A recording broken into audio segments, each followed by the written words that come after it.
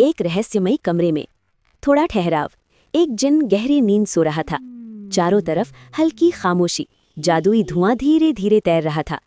उसी वक्त रुककर दरवाज़ा हल्का सा खुला। पीली शर्ट और नीली चड्ढी पहने नरमी से मंकी चन्नू चुपके से अंदर झांका। उसकी आंखों में मुस्कान के साथ शरारत चमक रही थी। चन्नू दबे पांव धीरे धीरे चलता हुआ जिन के पास पहुंचा। उसने मुस्कुराते हुए थोड़ा जोश जिन की जादुई टोपी उठा ली। उसे लगा खुशी के साथ जैसे उसने कोई बड़ा कारनामा कर लिया हो। अचानक तेज ठहराव, जिन की आंखें चमक उठीं। वो गुस्से में भारी आवाज के एहसास के साथ हवा में तैरने लगा। चन्नू घबराहट में डर के मारे पीछे कूद गया।